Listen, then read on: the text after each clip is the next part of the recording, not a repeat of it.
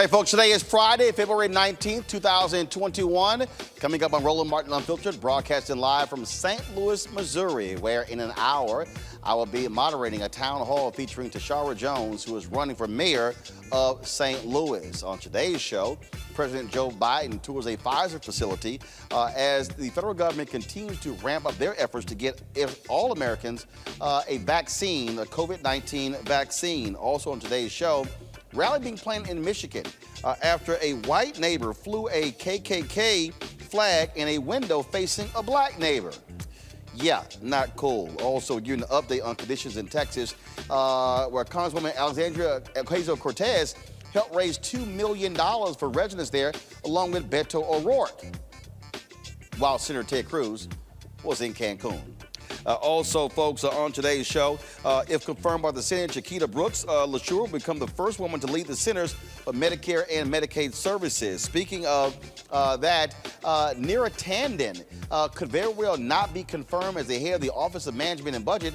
Why? Because West Virginia Senator Joe Manchin said he's not going to vote for her confirmation because of her previous tweets criticizing Senate Republicans and Democrats. Dude, really? Really? That's weak as hell, Joe Manchin. Also in Maryland, black state troopers accuse the agency of racism and discrimination. Also, Malcolm Kenyatta, a lawmaker in Pennsylvania, says he is running for the United States Senate. And like I said, we'll hear in St. Louis, we'll be hearing from Tishaura O, who's running for mayor of St. Louis. It is time to bring the funk on Roland Martin Unfiltered. Let's go. He's got it. Whatever the biz, he's on it. Whatever it is, he's got the scoop, the fact, the find. And when it breaks, he's right on time and it's rolling. Best believe he's knowing. Putting it down from sports to news to politics. With entertainment just for kicks, he's rolling. It's on go, y'all. It's Roland Martin, yeah. Rolling with Roland now. He's funk, he's fresh, he's real, the best, you know he's Roland Martin now.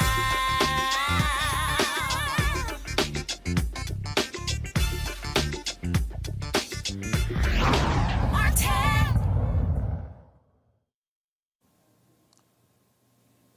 Today, President Joe Biden toured a coronavirus vaccine plant near Kalamazoo, Michigan, as the nation is ramping up their efforts to get as many people as possible tested for, the vaccine for COVID-19. Now, the problem is that bad weather across the country has delayed some 6 million vaccines to folks across the country. Now, the plant Biden toured, like I said, is located near Kalamazoo, and it produces one of the 2 federally approved COVID-19 shots. Now, according to the CDC, the 2-dose Pfizer BioNTech vaccine has been administered about 30 million times since it received emergency use authorization from the Food and Drug Administration on December 11th. Now, Moderna is the other drug that's being used. Here's what President Joe Biden had to say today. And I know people want confidence that it's safe. Well, I just toured, and it's where it's being made. It takes more time to do the check for safety than it does actually to make the vaccine. That's how fastidious they are. And listen to Dr. Fauci. Dr. Fauci assured me that COVID-19 vaccines were safe. That's why several weeks ago I went through the rigorous scientific review. That's why I took my vaccine shot publicly, to demonstrate to the American people that I know and believe it's safe. That's why Vice President Harris also received her shot publicly. We all know there's some history, there's some hesitancy about taking this vaccine. We all know there's a history in this country of having subjected certain communities to terrible medical abuses in the past. But if there's one message to cut through to everyone in this country, it's this: the vaccines are safe. Please, for yourself, your family, your community, this country, take the vaccine when it's your turn and available. That's how to beat this pandemic. And we're making progress. We deployed more vaccinators, the people to put the vaccine in your arm. We're now making it possible for retired doctors and nurses to come back and under law administer these shots. We've put new vaccinators in the field. These include over 800 medical personnel from our commissioned corps at the Department of Health and Human Services, and personnel from the Federal Emergency Management Agency, FEMA, Defense Department, National Guard. We're literally lining up thousands of vaccinators, because it's one thing to have the vaccine, it's very different to get it in someone's arms. President Biden has made it clear he wants 100 million doses of the vaccine distributed in his first 100 days. He previously said that by July, every American will be able to access the COVID-19 vaccine. Also, Andy Slavitt, the White House coronavirus response advisor, says federal government, state, and local vaccinators are going to have to redouble efforts to catch up after the interruptions due to the cold weather all across this country. Speaking of that cold weather, Texas's faulty electrical power grid has returned to normal, according to the Electric Reliability Council, who says the grid will now be able to provide power for hundreds of thousands of residents still reeling from the devastating snowstorm that pummeled the Lone Star State. Now, authorities have ordered nearly 7 million people to boil their tap water before drinking it to prevent the risk of consuming bacteria that may have seeped into the pipes. Gallons of water have been delivered in the state. President Biden has also issued for generators and diesel gas to also be brought into the state. FEMA is also stepping in, doing their part as well.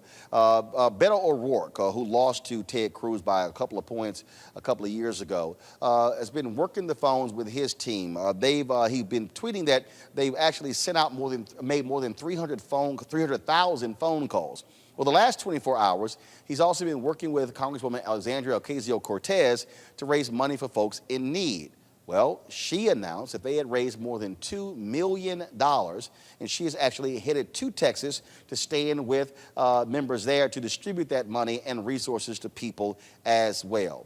Let's go to of course, our panel right now. Rob Richardson, host Disruption Now podcast. Michael Imhotep, host of the African History Network. Kelly Bethea, communications strategist.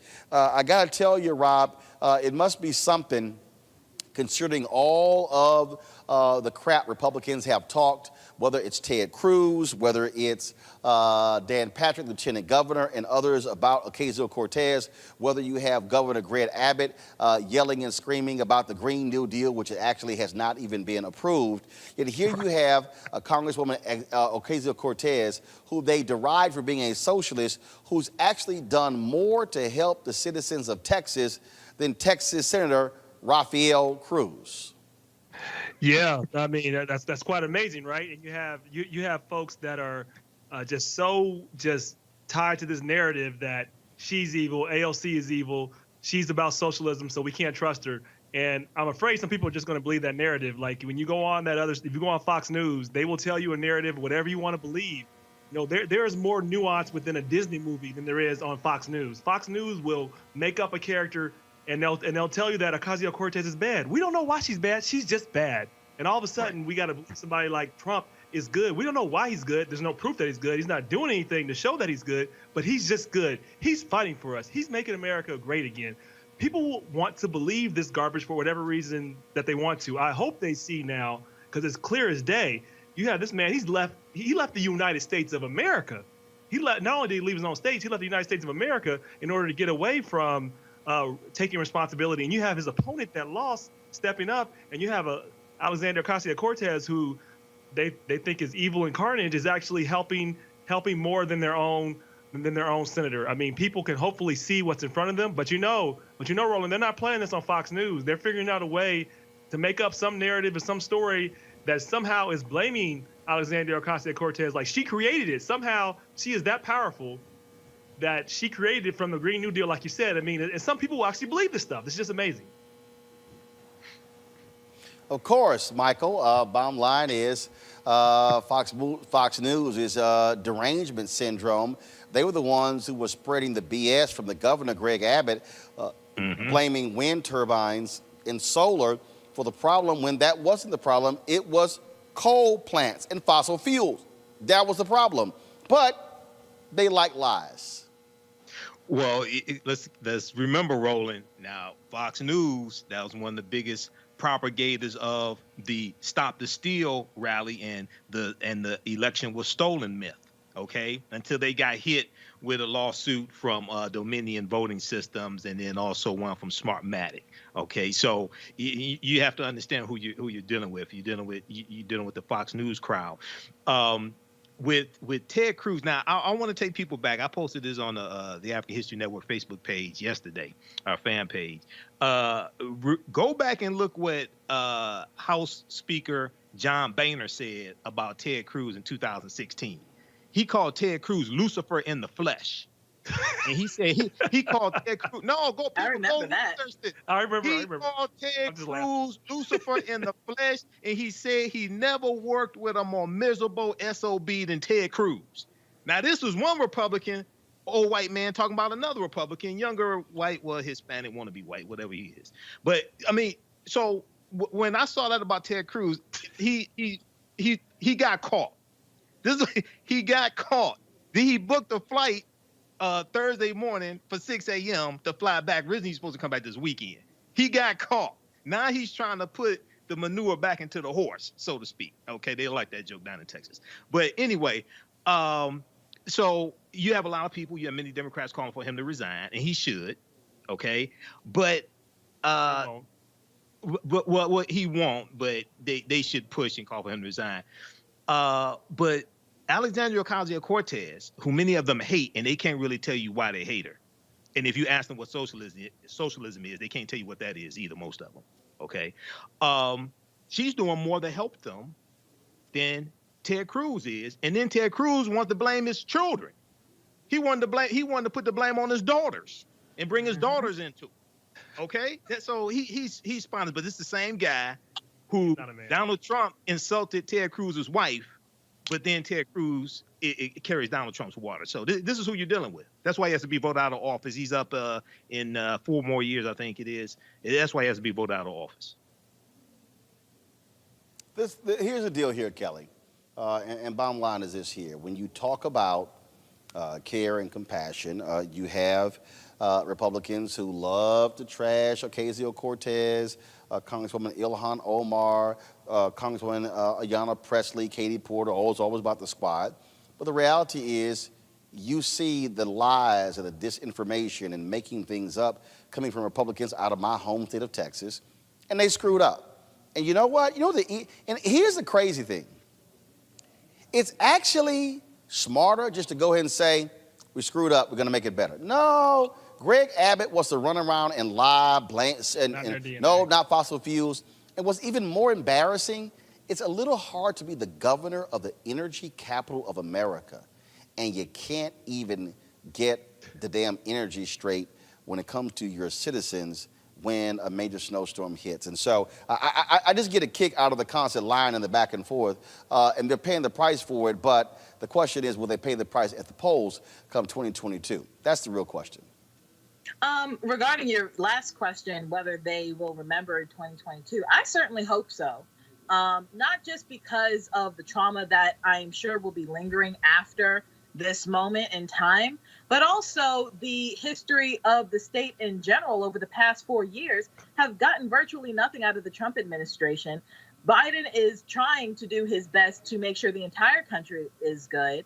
And Texans, believe it or not, a lot of the state is actually blue. So the fact that it's a red state just indicates as much voter suppression as you saw in Georgia and other states. So hopefully in 2022, maybe there can be a Stacey Abrams of Texas who will turn that train around and make sure that every vote is counted so that people like Ted Cruz or Ted Cruzette, so to speak, will not be voted into office again. Regarding this immediate situation down in Texas, this kind of elitist hypocrisy that Ted Cruz exhibited, it's expected. It is expected. It is actually refreshing that more Republicans down in Texas have not done the same.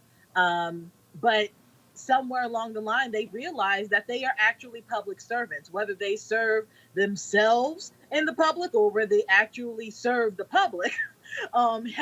Remains to be seen in the future. But the fact of the matter is they're still on the ground. They're still trying to help these people out or themselves. We don't know. but they did not go to the country that they just tried to build a wall around to keep their citizens out of our country in order to escape something that's happening in their home state. Ted Cruz is going to have to answer for that. And to Imhotep's point about him throwing his daughters under the bus, I wrote an op-ed about that in Black with No Chaser yesterday. And I literally said, you know, he's not just a bad senator. He's a bad dad. What kind of dad actually, he threw... He's a bad husband, too. He's a bad husband, he's a bad dad. But I'm really focused on the kids right now because they didn't choose their parents. You know what I'm saying? The wife chose Ted, but the children did not choose Ted.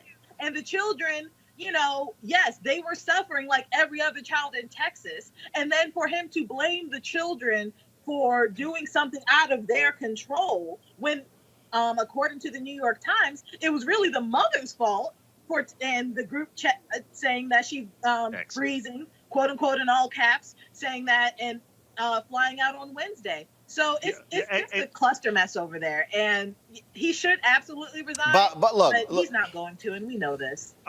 No, he's not. First of all, look, he's not going to resign. But here's the whole deal. Now, hold on. I'm not about to spend.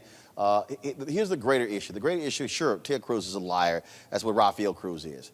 But the greater issue, again, is how you have bad policy that impacted millions of people. People have died from hypothermia as a result. When you have folks who are hell bent on actually it's not even small government. See, that's a lie. See, Republicans even promote that nonsense. Republicans don't believe in small government.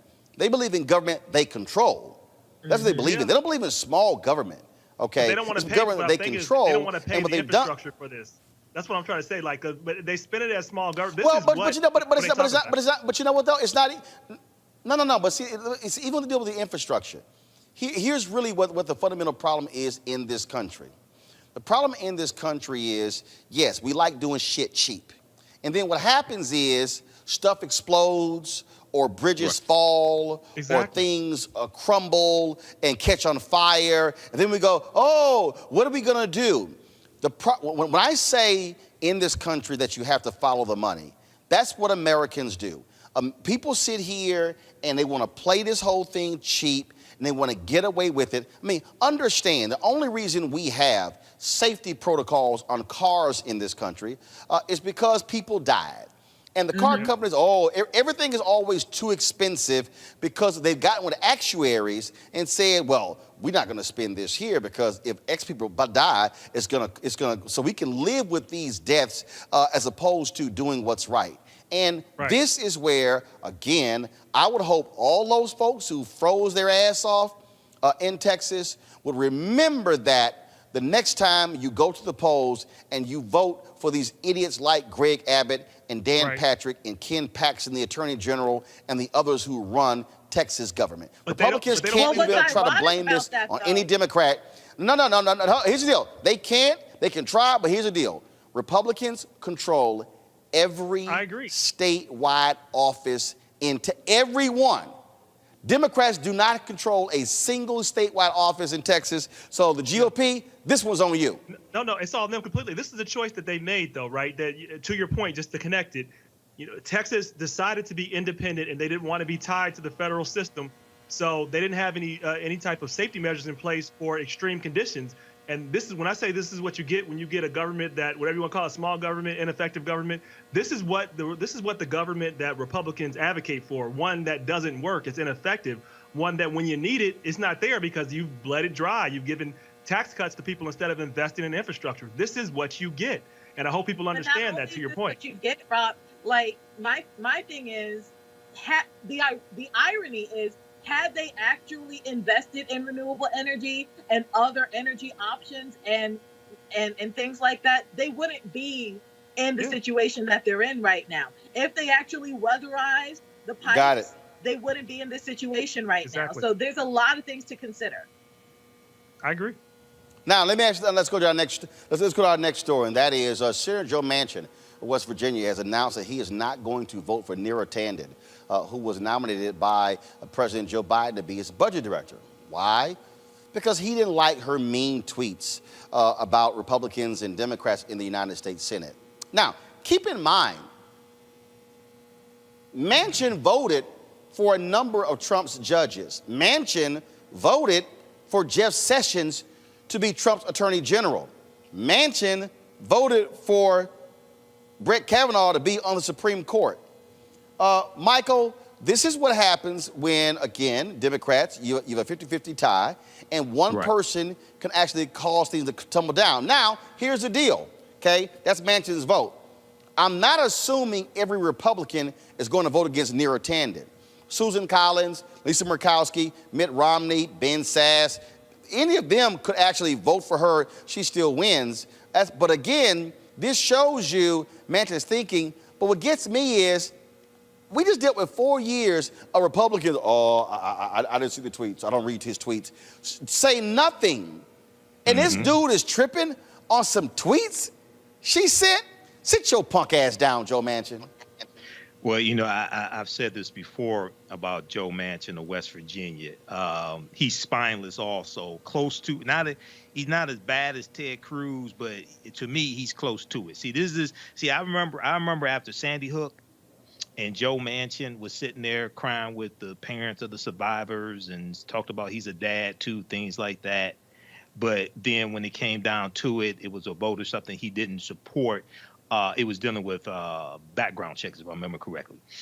He didn't support it. So, Joe Manchin is one of those in a Trump state. He's one of those Democrats that needs to be voted out of office. I've been saying this for years about Joe Manchin.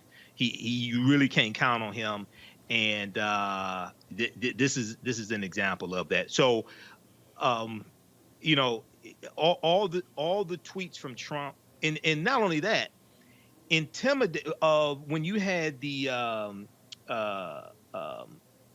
dealing with the Ukraine call and the hearings dealing with that, and then Trump intimidating the witnesses while they're testifying with tweets, all different types of things like this. So yeah, you know, he's spineless once again. This is another reason why Joe Manchin needs to be voted out of office.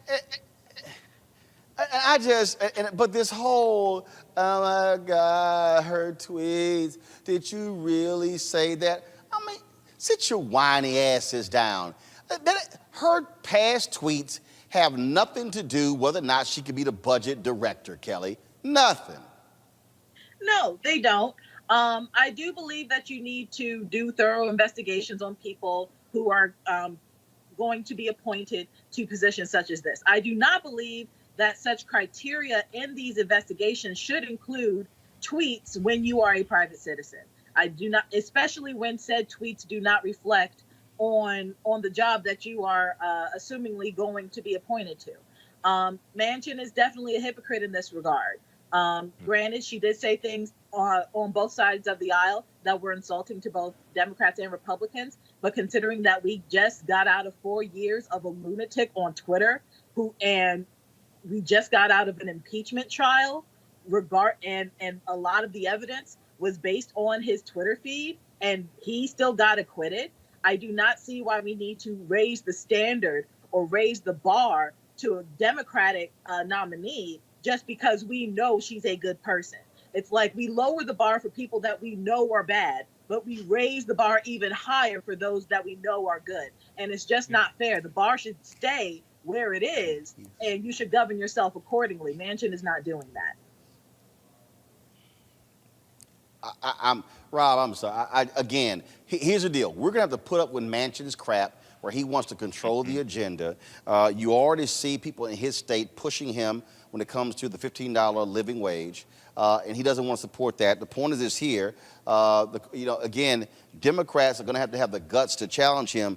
But you know who I also blame? I also blame Cal Cunningham for being a dumbass, for sitting here, sexting while he's running for the United States Senate. I blame Gideon, who couldn't beat Susan Collins in Maine. I blame the candidate who all the money raised at Amy McGrath, her soft, sorry ass. Charles Booker should have been a candidate. And so the bottom line is here.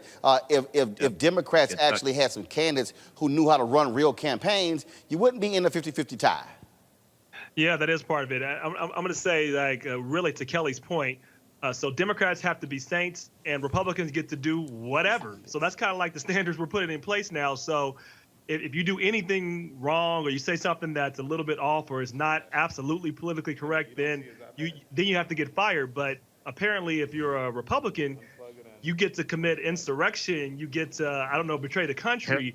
You get to do all these crazy things. So I want to make sure that while we are trying to make sure we're not Trump, of course, we certainly shouldn't go to the extreme, as Kelly said, to just take ourselves out and let Republicans drive the agenda. Second, I would say that, Democrats need to focus less on trying to appear bipartisan to figure out how they can just work with Republicans who won't even vote to hold a president that tried to kill them accountable, and actually focus on getting things accomplished. So to me, it's also the leadership of the party and everybody else should be pushing a couple specific things. We've talked about it before. D.C. and Puerto Rico should make that a vote. Like, you can tell them you don't have to get rid of the filibuster on anything else, but you got to do this and put some pressure on Joe Manchin to do that. That needs to happen because Joe Manchin is in West Virginia. So let's be real. Like, he's going to do everything he can to show that he's running against Joe Biden at this point, because he's in a red of a red state right now. And so he's going to do everything he can to show or just make up reasons. We need to make sure we're looking for the long term. If he needs to do that, fine. Just give us a couple votes so we can get 4 more senators in there. You can do whatever the hell you want to. That's what they should do, in my opinion. Well, again, this is going to be an ongoing issue that we're going to have to deal with. I guarantee you this, because at the end of the day, when we talk about Joe Manchin and what he is trying to do, I mean, look, him, Sinema, or frankly, any U.S. senator could stop any action. Democrats, and this is the thing, let me be real clear, Democrats need to learn how to have discipline. The reality is this here, unless they get rid of the filibuster, you're not going to see a George Floyd Justice Act. You're not going to see a John Lewis Voting Act. I'm just trying to understand when Sinema and Manchin says, I'm not voting for the filibuster under any circumstance, how in the hell you think you're going to get 10 votes? Please show me where the 10 votes are coming from. You won't. Michael, you're not going to get them. So you got no choice. Use your power, Michael. Get rid of the filibuster, pass your agenda, and who cares if the Republicans get upset? Use your power. I totally agree with that, and they're more concerned about trying to stay in office. This is why certain ones of them have to be targeted, voted out of office, run somebody better that has a spine. Okay, so I want people, I'm neither Democrat nor Republican, but I'm also not stupid. Okay, I've said this before. It's not about the political party; it's about the policies and what they stand for, what the candidates stand for. But I think they have to be targeted. And when you have the power, you have to wield it. And this is something extremely important. I'll wrap up with this, Roland. Reverend Raphael Warnock has to run for re-election next year in Georgia, okay, for the Senate seat he just won. He's finishing out a term. We see in the Georgia state legislature, Republicans are trying to pass laws to make it harder to vote, crack down on mail-in voting, things like this. They're trying to take back that Senate seat and also trying to block Stacey Abrams, who most likely will run for governor in 2024 as well. So we have to understand this and understand how we have to protect these gains that were made and build on top of them. Again, I don't understand how is it that people don't know how to use power. All right, folks. Speaking of sort of strange, if you want to talk about power, the story that came out of Michigan that is weird. A man displayed the KKK flag in his home window facing his black neighbor's house, all because she installed a security camera system. Jordana Dings said as soon as she saw the flag, she called state and federal authorities and posted a picture of the flag on her Facebook page. Law enforcement received word of the incident, which prompted officers to go to her neighbor's house and demand her neighbor remove the flag from the window. Dings told the Fox affiliate in Detroit, quote, "The reason the neighbors put the Klan sign up was because I put a camera on my windowsill to record what was happening along the side of my house to protect myself." 3 weeks prior to this, Dings says she installed a security camera because someone put a container filled with gasoline in her dumpster. She was hoping to catch the alleged culprit if it were to happen again. So far, prosecutors will soon decide whether to file charges against her neighbor. Really? Michael, folks who plan on protesting, standing with that sister in Michigan, they sure as hell should, and make it perfectly clear to her white neighbor, you threaten this black woman, we're going to stand with her. Yeah, you know, I totally agree with that, and I'm sure there's probably some activists here in Detroit I know who will be protesting. This took place in Grosse Pointe Park, Michigan. Okay, so they, Grosse Pointe Park, Michigan, they have it's a suburb of Detroit, a white suburb of Detroit. So they do have a history of racism and things like this against African Americans. And I think also at the same time, with greater attention coming to this, I think you will probably have some white people in Grosse Pointe Park that will stand up in opposition to what this neighbor is doing as well. But yeah, this is just ridiculous. And this person, I want to know, where was this person on January 6th? This person that hung the KKK uniform up. Where were they on January 6th, 2021? Were they here in Michigan, or were they at the U.S. Capitol? I'm just curious. Bob, look, they probably were sitting here rocking their Make America Great Again hat as those fools were tearing up the Capitol on that particular day. Folks, I got to go to a quick break. When we come back, we'll talk about Malcolm Kenyatta running for the United States Senate in Pennsylvania. We'll be back. Roland Martin broadcasting live here from St. Louis, Missouri, on Roland Martin Unfiltered. We'll be back in a moment. When you think about the fact that 2043, we are going to be a nation that's majority people of color. I've really focused on this a lot, on television, on radio, and my speeches. That my focus is trying to prepare us to have demographic power while also having educational, economic power at the same time. Because there's nothing worse than having demographic numbers, but then you still don't have that economic power, that political power, and education power. Well, you and I think most people know and understand that education is what we've got to impress on all of our people. We've got to help people to understand that if you want a decent quality of life, if you want the kind of quality of life where you're not having to worry about your food and your nutrition and, being able to pay your bills or buy a house, then you've got to become educated. The more education you have, the larger the paycheck is. And of course, we've got to be involved in entrepreneurship, taking the talent that we have to create businesses. And there's a lot of opportunity for that. Hi, I'm LD Barge. Hey, yo, peace, world. What's going on? It's the Love King of R&B, Raheem Devon, and you're watching Roland Martin Unfiltered.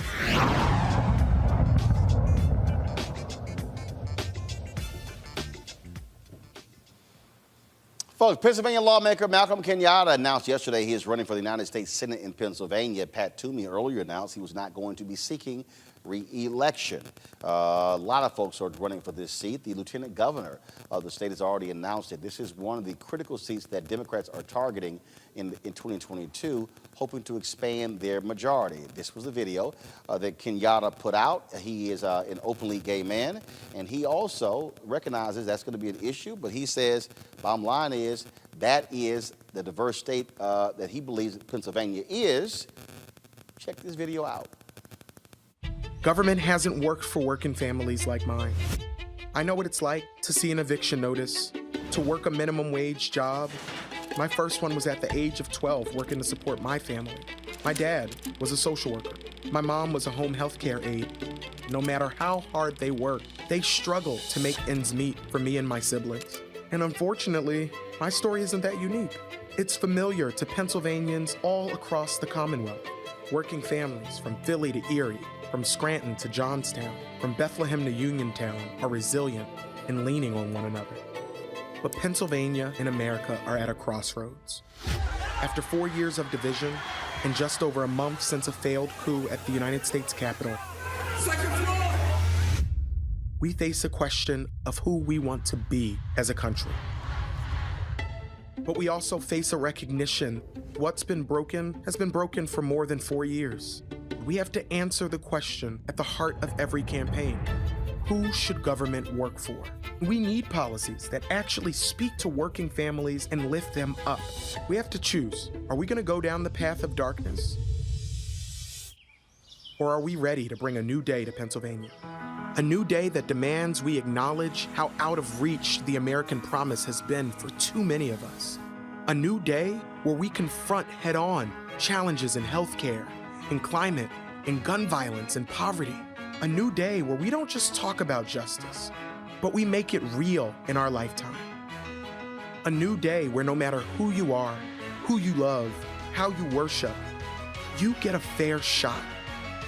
It's time for a new day, Pennsylvania. I'm Malcolm Kenyatta, and I'm running for the United States Senate.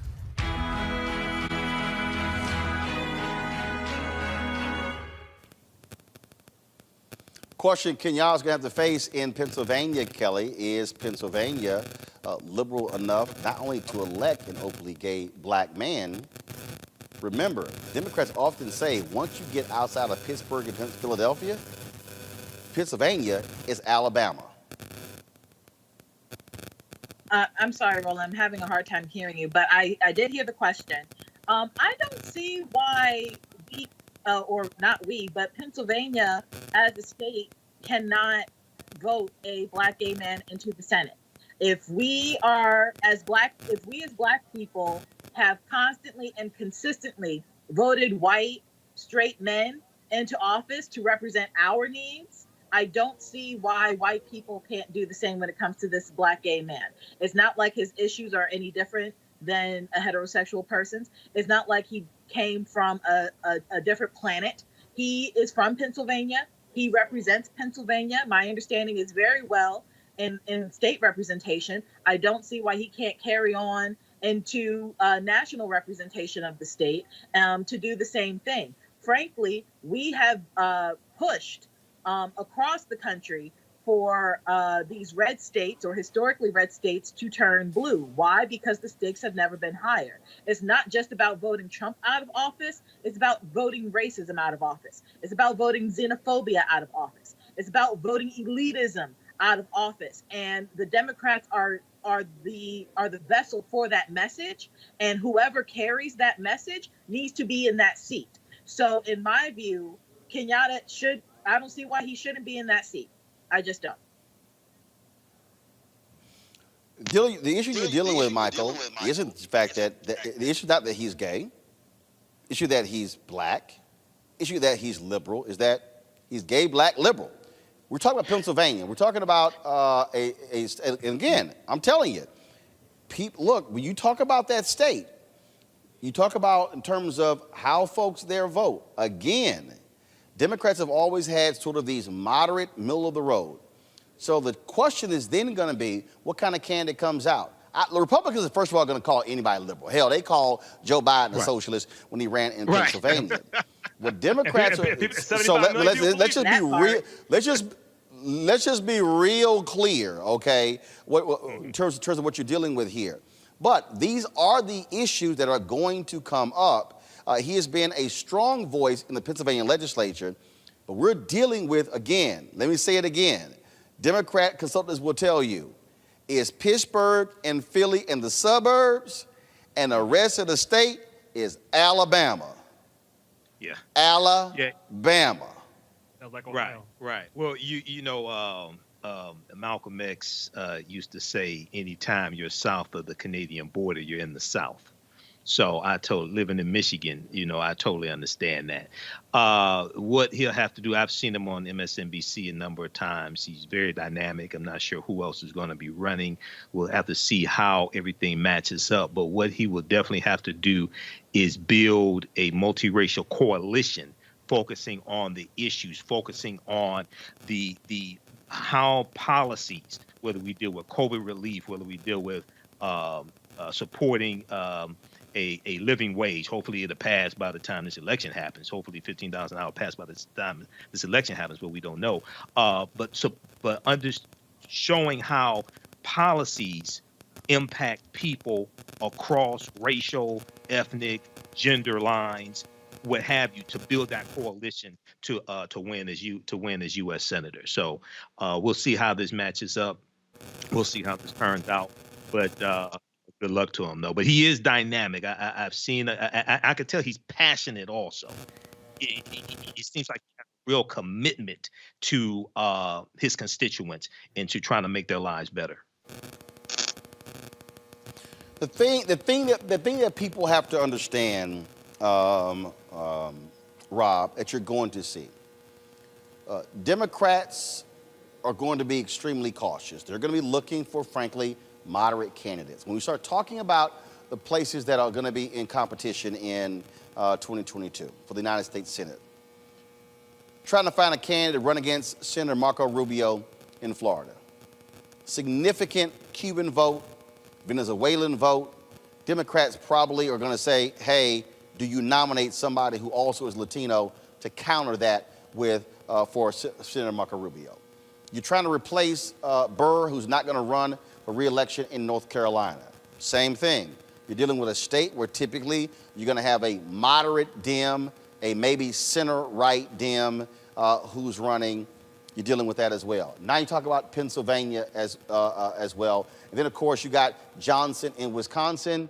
Wisconsin, in many ways, is just like Pennsylvania. You're dealing with Midwestern white folks who are far more conservative than they normally are. The same state that reelected Scott Walker there as we had 2 terms. So the question really is, for the left, okay, is how do they run candidates in these states to win the primary and to win the general? Will the DSCC put their thumb on the scale again and pick candidates? Because you got to remember, in Tennessee, they chose white male, veteran, raised a lot of money. The sister raised $8,200 and beat him in the primary.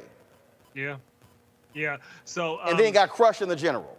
Yeah. So I have a different take on this. I think like how liberals should talk about issues is they should talk about issues and frame them that way and be proud of how they frame them and come from a point of view of passion, just like Michael said. I think with Lyndon Johnson has said, what convinces is conviction. People have to believe what you're saying. So you can be moderate on some things, but everything in moderation, even moderation, you can't be moderate on everything. You have to have some convictions for what you believe. So I don't buy into this belief that you have to be one or the other. I don't even know what they mean when they say it has to be a moderate candidate. It is a candidate that can communicate, that can build a multi-coalition, that knows how to bring people together. And no matter what their ideology is, if they have some core convictions and they can move people, you have a chance at winning. But I think you have no chance in states like this, specifically in an off year when you have a Democrat in office. Traditionally, if you go with history, almost always the opposite party in power wins. You know Fox News is going to find a reason to get people upset. So they're going to be energized. You need to make sure that your people are energized too. And I don't think it always takes to say somebody. Rob. Yep. Go ahead. No, but it's been real. Rob, you're in Ohio, okay? That conversation is happening right now. That conversation is happening. You have Nina Turner, who is running, obviously, for Congresswoman Marsha Fudge's seat. But the question is, what kind of candidate are Democrats going to put up in Ohio? Is it going to be a strong progressive, a strong liberal, or is it going to be, frankly, a white moderate? He's not a moderate. I mean, like Sherrod Brown is in Ohio. He is not a moderate. Right. Progressive populist. So you can do it. No, wait. Sherrod, hold on, no. Remember, Sherrod Brown has been reelected. They put up other folk. They have not been able to win that second seat. Yeah, I know. I was running statewide. I have a lot of experience in that. Look, I won 2 million votes, actually, third most in history. Trump was able to bring out more people than we've ever seen. So he drove. But I want to say, what the right did is they figured out a strategy to focus and bring out the people. What we can't do is just say, let's come up with no message and don't worry about focusing on our people. We got to figure out how we motivate our people. And what I think we did wrong in Ohio, and I can say this, I got 2.5. I outraised my opponent, but I had to depend upon a greater structure that wasn't going to invest in people. They didn't make the type of investments that Stacey Abrams made. They weren't intentional about going after young people. They weren't intentional about making sure we had a real effort to make sure we were courting black folks. And you see less voters. If you look at how Joe Biden did in the state versus how I did, percentage-wise, he did worse. So like there was no infrastructure put into that or long-term play. So that has to be a part of your strategy too. And you can't just say, okay, Well, what moderate right. Well, that was going to be But one let- of my points, Rob. Like, But that was gonna be one of my points, what you were saying. hold on, Kelly, hold on. But let's be clear. One of the reasons you did not have the infrastructure put in place in Ohio, because Hillary Clinton lost to Trump by 450,000 votes in 2016. Democrats said, look, if she had lost by maybe 100,000, okay, we can compete 4 years later. Their deal was like, hey, we're not putting the money in. Now the issue that you're raising, and Kelly and Michael, you can speak to this, is going to be that issue is, do you give up on it? Is a Senate seat, how does that change? Rob Portman is not running. Is it going to be a Congressman Tim Ryan? Who's going to be the nominee? The reality is this here. I would hope what Democrats have learned from Georgia is that you can't just completely write something off. Yes, you have to have dynamic candidates, but you have to have a strong infrastructure, and you don't start 6 to 9 months before the election. Right now, Democrats should be focused on building coalitions and building in Ohio today, Wisconsin today, Pennsylvania today, North Carolina today. Otherwise, you're trying to play catch up. Kelly, go ahead, then Michael. That was a part of my point, Roland, especially if we're going to use what Stacey Abrams did in Georgia as a model for future campaigning throughout the country. A large reason why that model was so successful is because there was blatant voter suppression in Georgia to begin with. Now, when you say the anecdote of, how same as Pennsylvania. Pennsylvania the same. Same as Ohio. A million people were taken off of the rolls. That's exactly my point, Roland. That's what I'm saying. When you're talking about your anecdote about how you take Philly and Pittsburgh and surrounding suburbs out, you get Alabama. Well, Alabama is a state that is suffering from voter suppression. So we need to tackle that. And whatever candidate is willing to tackle that, whatever Democratic apparatus, what have you, is willing to tackle that, that's how we're going to turn Pennsylvania blue. Not just for presidential elections, not just every 4 years, but for real. And that's how it's going to have to be in Ohio and every state that's red. Because like I was saying earlier in your program regarding Texas and them in this freeze, a lot of their constituents are Democrats. And the reason why that state is red is because of voter suppression as well. So we need a candidate anywhere who will tackle that and has a model to tackle that. And also, we also need to stop putting gay people in a monolith as far as they're going to be liberal, they're going to be this, that, and third. Because Buttigieg was not all that liberal. He was quite moderate. So we need to take into consideration that maybe Kenyatta won't be as liberal as we think. Just because he is a minority of the minority does not necessarily mean he thinks that way. So do your research. No,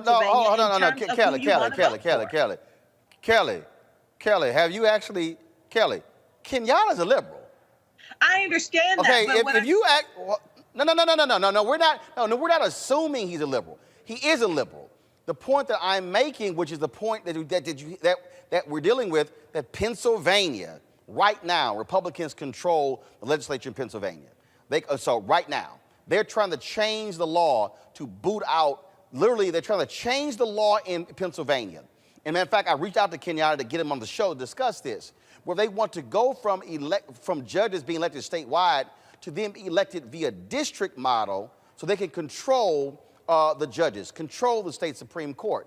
The point I'm still making is the battle in Pennsylvania is going to be what type of candidate emerges out of the primary. And the Democrats have historically elected folks like Senator Casey, who is deemed a moderate center, maybe center-right candidate to appeal to non-Democratic voters, to appeal to independent voters. What I'm saying is that's real, that he is going to have to deal with that, Michael. If I'm Kenyatta, what I'm doing is I'm focusing on driving an agenda to pull his voters out, because you got to win the primary first. But Democrats are going to be dealing with this very issue. Is this candidate too liberal? Is this candidate the right mix to appeal to independents, all these other people? But what Democrats have better learn from the race in Maine, the race in Iowa, and Amy McGrath in Kentucky is that if you have a candidate, Michael, that can't excite the voters, it don't matter if they liberal. That's all I'm saying. It don't matter if they moderate.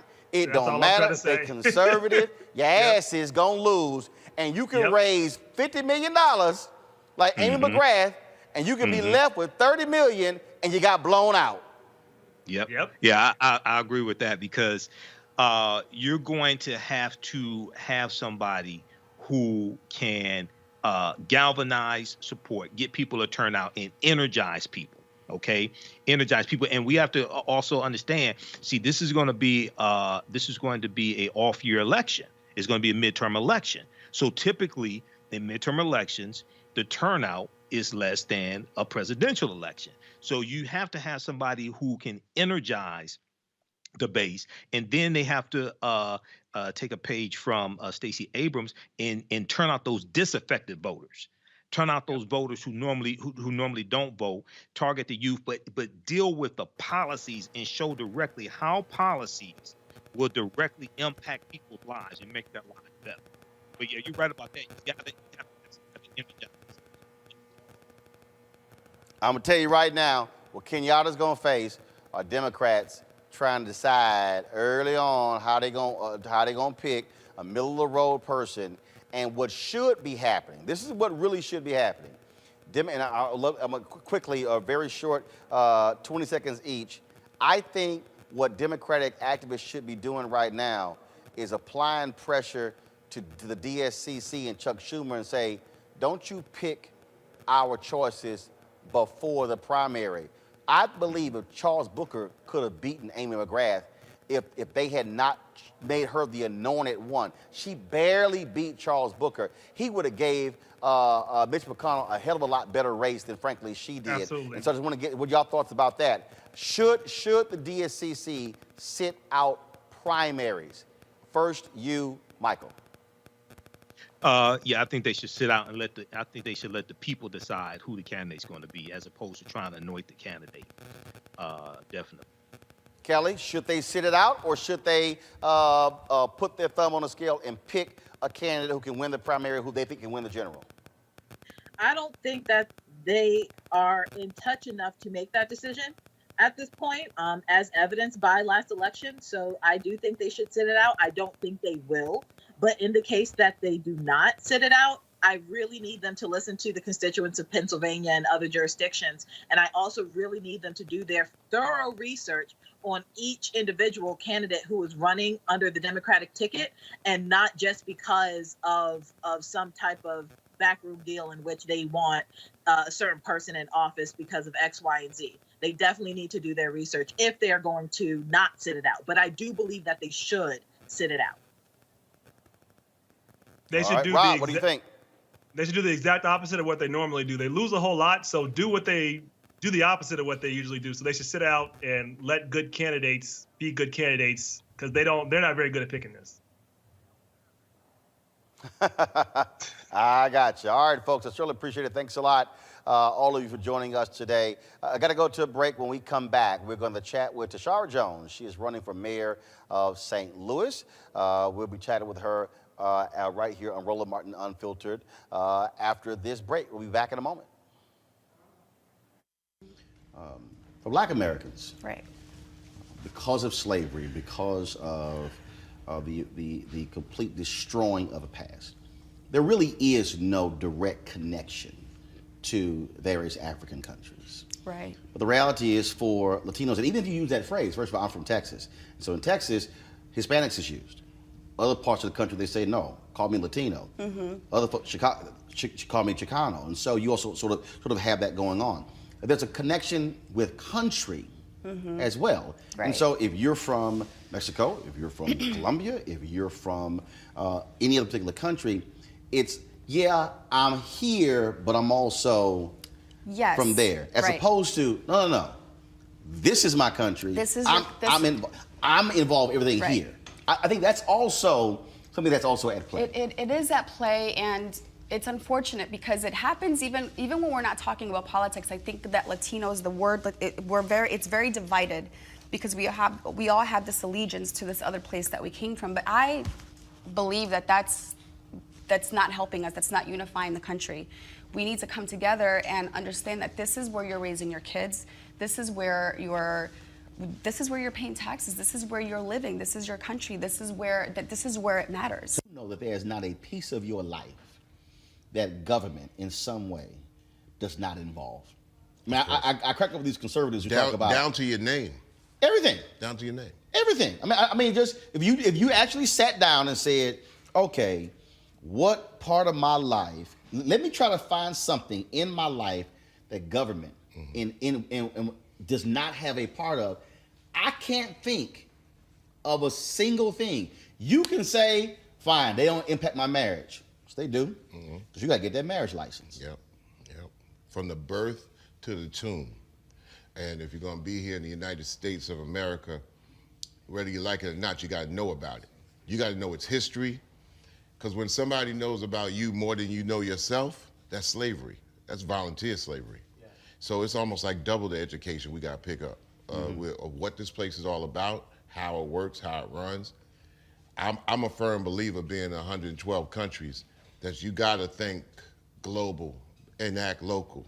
But you better act local. What still impacts and what creates change is when we mobilize. When we say we're not powerless, and if I get with you and you and you, and all of a sudden it's 10, then 20, then 100, then 500, then 2,000, then 5,000, all of a sudden you have mobilized people, that creates that voting power. And then when you throw somebody out, it catches their attention real quick. But not only just that, they have to know what it is that they're standing for. Because if you have friends that talks politics, then of course we're having a decent conversation and I'm being educated at the same time. But if my group of people are not talking about that, then I still don't know. So I can unite with you, and then I'm making sure that you have the voice, but what if you don't have the courage to speak? So you're still getting a group of people together that don't know how to do nothing. For me, the reason I see the value, so my parents worked elections. They volunteered for campaigns. They ran phone banks. I remember being 7, 8, 9 years old. It was like you had no choice. It's not like you had a vote. It was like, yo, go over there for the next 8 hours, stand there and hand out these pamphlets to anybody who's walking in, and then we'll bring you lunch, and then you got some water for yourself. It's kind of like, okay. Again, that was what wasn't like my brother could say, nah, we're all right. We're going to stay at the house. I didn't work that way. And so for me, that was a huge part of my upbringing. And look at you now. And it's very interesting because for me, service was a huge part of my upbringing. And that's just something that's just, it's a natural thing. I don't think twice about going out and doing community service. I don't think twice about giving up my Saturday mornings, even if I stayed out late on Friday nights. I don't think twice about going to church in the mornings. I think that might be even bigger than the civics piece in schools. I mean, I think that at this point, having that in schools at least gives the children the opportunity to go home and ask their parents, so Mom, Dad, what is this? What do you think we should do about this? This is what I learned in school today. Let's talk about it. At least gives the children something to bring home and start a conversation with. However, if the parents start that for the children, then, then the children can go to school and say, hey, why am I not learning this here? Why don't I have a civics class? You know what I mean? And we'll have more Roland Martins running around here. So the King movement of 1955 is the first time in a very violent civilization, Western civilization, any sizable group of people started to work to change by insisting we can use nonviolence, power, to create the change. Gandhi said that nonviolent power, the power of life, is the greatest and most creative power of the universe. And that if we human beings turn away from conventional wisdom towards using the gift of life, which is ours at birth, we would be surprised what the future of the human race will look like. All right, so a lot of y'all are always asking me about some of the pocket squares that I wear. Now, Robert don't have one on. Now, I don't particularly like the white pocket squares. I don't like even the silk ones. And so I was reading GQ magazine a number of years ago, and I saw this guy who had this pocket square here, and it looks like a flower. This is called a shibori pocket square. This is how the Japanese manipulate the fabric to create this sort of flower effect. So I'm going to take it out and then place it in my hand so you see what it looks like. And I said, man, this is pretty cool. And so I tracked down, it took me a year to find a company that did it. And so they make these about 47 different colors. And so I love them because, again, as men, we don't have many accessories to wear, so we don't have many options. And so this is really a pretty cool pocket square. Now, what I love about this here is you saw when it's in the pocket, you know, it gives you that flower effect like that. But if I wanted to also, unlike other, because if I flip it and turn it over, it actually gives me a different type of texture. And so therefore it gives me a different look. So there you go. So if you actually want to get one of these shibori pocket squares, we have them in 47 different colors. All you got to do is go to RolandSMartin.com/pocket squares. So it's RolandSMartin.com/pocket squares. All you got to do is go to my website and you can actually get this. Now, for those of you who are members of our Bring the Funk fan club, there's a discount for you to get our pocket squares. That's why you also got to be a part of our Bring the Funk fan club. And so that's what we want you to do. And so it's pretty cool. So if you want to jazz your look up, you can do that. In addition, y'all see me with some of the feather pocket squares. My sister, who's a designer, she actually makes these. They're all custom made. So when you also go to the website, you can also order one of the customized feather pocket squares right there at RolandSMartin.com/pocket squares. So please do so. And of course, it goes to support the show. And again, if you're a Bring the Funk fan club member, you get a discount. This is why you should join the fan club. Think about the fact that 2043, we are going to be a nation that's majority people of color. I've really focused on this a lot, on television, on radio, and my speeches. That my focus is trying to prepare us to have demographic power while also having educational, economic power at the same time. Because there's nothing worse than having demographic numbers, but then you still don't have that economic power, that political power, and education power. Well, you know, you and I think most people know and understand that education is what we've got to impress on all of our people. We've got to help people to understand that if you want a decent quality of life, if you want the kind of quality of life where you're not having to worry about your food and your nutrition and, you know, being able to pay your bills or buy a house, then you've got to become educated. The more education you have, the larger the paycheck is. And of course, we've got to be involved in entrepreneurship, taking the talent that we have to create businesses. And there's a lot of opportunity for that. I'm in the world of fiction. That's what I do. I'm an actress. I spent 35 years in this business. I've been in the business since I was 14. I was discovered in a basement theater in Philadelphia, a basement called Freedom Theater. And that's what I do. I play for a living. And I look and see that we're in a world that,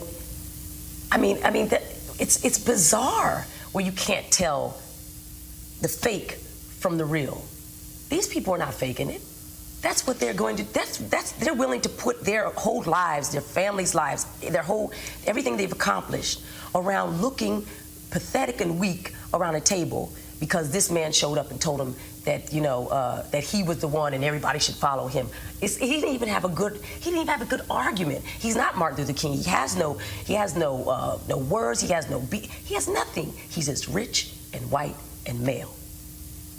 And so people want to see that power on display and then tell us that we're not, that we're crazy. They can't do it anymore. That's the good news. So the King movement of 1955 is the first time in a very violent civilization, Western civilization, any sizable group of people started to work to change by insisting we can use nonviolence power to create the change. Gandhi said that nonviolent power, the power of life, is the greatest and most creative force, power of the universe. And that if we human beings turn away from conventional wisdom towards using the gift of life, which is ours at birth, we would be surprised what the future of the human race will look like. Wanting a lot of activities in my neighborhood that was in close proximity. You know, my mom wasn't always there, so I didn't always have a ride to places. And, you know, you want to be able to walk down the street and get to something that's some food for your soul in your community. You know, I relished, the days of being in Clarksdale, Mississippi, and when I had to go out there and live with my people, they had actually black-owned corner stores. My uncle owned one. My Uncle Donald owned a cleaners and a corner store, and he a city councilman down there now. And it's like, that was big for him. He was like, yo, man, you got to own something. Got to own something. His wife was named Louise. It always killed me. I used to call him George Jefferson. His name was Donald, because his wife was named Louise. And that was big to see my family own and stuff. And it just cultivated what my dad told me. My dad, he's not a lot, he didn't say a lot of good stuff, but the three things that he did give me: play chess, so you'll be a thinker. You don't have to work for nobody. He told me that. I say, you don't have to work for nobody. The same energy that you put into for somebody else, you can put that same energy into for yourself. And then he'll go into his spiel. See, they talking about black people don't want to work. Black people just don't want no job.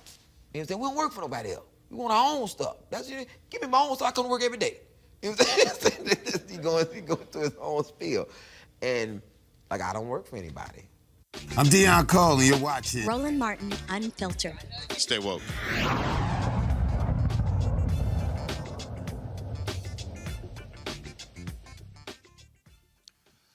All right, folks, welcome back to Roland Martin Unfiltered. We're broadcasting live here from St. Louis. I've been saying for the last couple of years, any of you who watch this show, we've been emphasizing the importance of all elections, not just presidential elections, not just U.S. Senate, not just congressional, but also gubernatorial races, state races, and also local races. Every race matters, whether it's mayor, whether it's city council, whether it's school board. And so after we spent some time in Georgia, of course, covering the race of John Ossoff and Raphael Warnock running for the United States Senate, I told you that we will actually be traveling to other cities in 2021, covering various races, talking to candidates about what's happening. And so that's what brings us to St. Louis. There's a mayoral election taking place next month, and one of the folks who is running for mayor, running for the second time, Tishaura Jones, who joins us right now. How's it going? Good to see you. Thanks for coming to St. Louis. So you ran last time, and that was for a lot of folks a frustrating experience. You had a number of African American candidates who were running, and none won. You came in very close in second there. This time around, there are 3 African Americans who are running as well. Total of 4 candidates. Total of 4. Total of 4. What do you think the black community in St. Louis has learned from the last mayoral election? Hopefully they've learned that local elections matter and you need to show up for every election, whether it's dog catcher, city council, and obviously president. Hopefully we've also learned to coalesce around one candidate.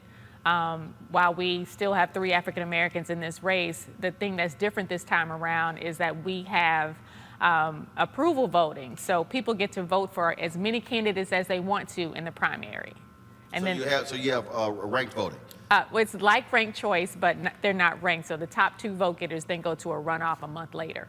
So, but with those who are voting, they're only voting for one person. No, they can. In the primary, they can vote for as many candidates as they approve of. So there are 4 candidates on the ballot. So a person can cast 4 ballots? They can vote for all 4 candidates if they like them. Wow. Now that's a little different. Yes, it's different.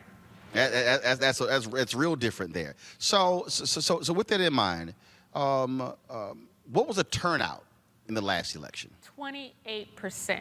So that means that 72% of eligible voters did not vote in the election. Exactly. So what have you been focused on since that last election? Because at the end of the day, I think you think about the race with Cori Bush. She was blown out by Congressman Lacey Clay. She then runs again, beats him the second time because they looked at what happened the first time, what they employed in the second campaign.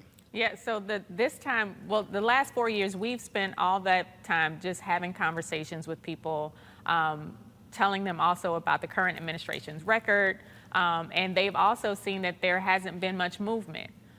So we celebrated, well, not celebrated, but we marked 5 years since the death of Mike Brown, and people saw that, you know, nothing has been done, or almost nothing has been done, based on the reports that we put together through the Ferguson Commission to address, you know, systemic racism in the region, to address criminal justice reform. And so people are angry and people are upset. So hopefully they are incited to vote this time around. We also saw record turnout in the August primary where Cori Bush won. So hopefully we'll have that same sort of turnout, which was actually upwards of about 40%. So hopefully we'll have that same turnout on March 2nd. So what has it been like? What has the messaging been like? Obviously, we're still operating in a COVID world, but what has it been like to get people to understand the importance of elections like this? Again, I mean, the reality is most elections, when you're in a presidential year, it's because of that level of energy and money, and you're being inundated with ads as well. Then there's a massive drop off when you have other elections. Right. So there's a drop off, and so we have been going back to our supporters. I also ran in that election, so we have a database of people that we knew came out and voted. So we've been going back to those supporters and making sure that they know another election's coming up. So hopefully we'll see not the same turnout in August, but something close to it. When you talk about, you know, what has to change, you've been involved also in this battle in the last several years when it comes to your position as the treasurer. I've had Kim Gardner on as well. It seems as if there is a constant assault on black elected officials. I've had folks from the Black Police Union on as well, talking about those issues. And so race is dominant, if you will. I dare say 3 black candidates, a white candidate, but the 5th candidate still is, which is really the huge one, race in this city and when it comes to having power. Yes, absolutely. Racism is in the center of all of our decisions. St. Louis is one of the most hyper-segregated regions in the country. If you drive I don't know if you've driven from north to south here, as soon as you cross Del Mar Boulevard, the atmosphere immediately changes. And so we have to address that. We have to address the systemic racism that led us to this point. We have to address that. There are, just like investment in some neighborhoods are intentional, disinvestment in black neighborhoods has been intentional. And so we have to reverse that trend. And as far as our local media, it seems like they have an all-out assault on especially black women in this town, black women in leadership. As you look at the editorial board from our local paper, they have written nothing but crazy editorials about me, about Darlene Green, Kim Gardner, Cori Bush, the list goes on and on. And so for the folks who are watching and listening, what are the demographics of the city? Because a lot of people out there assume, they assume that St. Louis is a majority black city. It used to be, but we are now majority minority. So we're about 46% black, 46% white, and everything else is Hispanic and Asian. Now has that been because African Americans have been moving to other cities that in the county? In many ways, same thing we saw what happened in Atlanta, where suburban cities have grown tremendously because of blacks leaving the core of Atlanta. Absolutely. Absolutely, absolutely. In the last census, they are projecting that we lost 21,000 African Americans since the last census. Wow. Now, I interviewed Wesley Bell today, and we're going to be airing the interview later this month. And one of the things that he said is that he said that what he hears a lot from young folks is, I can't wait to graduate and leave. How are you going to address that? Because if you're having a drain on talent, the reality is that's really how cities die. It's sort of like churches. If that next generation isn't staying at the church, that church gets older, folks begin to die out, that church will eventually fade away because then there's simply not enough members to support it. What is your plan to stop that from happening? Well, we have to provide opportunities for our young people to thrive. And right now, we don't do a good job of that. So that means we need to push diversity within our union. St. Louis is a huge union town. And there are so many tables that I sit around with union leadership, and they don't look like me. So we need to push there. We need to take care of our industries. Right now, our industries are like biotech, healthcare. So how can we push diversity there? We have 2 flagship universities that train doctors that go all across this country, yet we aren't training our doctors that graduate from our local high schools. So how can we develop a pipeline to train the next generation of health professionals? We have a HBCU in the center of town. How can we lift up that HBCU to train the kids of the future so they can take these jobs and take my position someday? But we don't do a good job at providing opportunity for our young people to thrive and survive here. Is it another huge problem that you have to deal with? And explain to folks, because you serve in the legislature as well, this weird relationship in this state in St. Louis where essentially the legislature wants to run the city. Right. Explain for folks who don't quite understand that dynamic. Yeah, so our legislature tends to, they say that they love local control, but every chance they get, they take away St. Louis's local control. And so I think— I'm sorry, hold up. You mean the people who say less government and big government and get out of our business? Okay, I'll just be checking. Exactly. And I'm a recovering legislator, so I saw this in action when I was in the legislature. But I think that we don't do also a good job of building relationships with our legislators. I served with our current governor, and so if elected, I look forward to rebuilding that relationship. And I think relationships are primary, so we have to do the hard work. And also have them realize that if they try to destroy St. Louis, they destroy the state. We are the economic engine of the state. Between ourselves and Kansas City, we provide 2/3 of tax revenue for the entire state. Wow. So you would think that they would be pushing development and pushing things our way to help us instead of trying to hurt us. You talked about biotech and healthcare. We've seen a number of Midwestern states lose their luster. When you talk about Illinois, when you talk about Missouri, when you think about Wisconsin, when you think about Pennsylvania, Ohio, a lot of people also, white folks getting older, passing away, younger folks leaving these states as well, losing their representation in Congress and other places like that. So from a business standpoint, what is your strategy to actually attract businesses, attract corporations? What type of, where's the potential growth on the business side that would actually cause folks to move here and stay here? Well, I think one of the things we saw through the pandemic was the ability of people to work from anywhere in the country. And recently, Square has decided to relocate a lot of its employees from Silicon Valley to St. Louis. And so I've been talking with the CEO there and Jack Dorsey? Jack Dorsey and his partner, Jim McKelvey. And we were talking about how can we create an environment where 10 other companies from Silicon Valley want to follow Square to Midwestern cities, because we've also seen the birth of some other cities like Nashville and Indianapolis and Kansas City even. So we need to talk to the leadership in those cities, see what kind of changes they made to attract those businesses and try to do the same thing here. Because I am not a fan of reinventing the wheel or trying to come up with something out of the blue. We need to see what works and replicate it here. Or what often happens is when folks are running, they say, if we could just go back to how things used to be. Because what used to be the dominant industries here in St. Louis? The dominant industry used to be, we have a huge we used to have a huge auto industry. An auto plant used to be actually right next door to where we are right now.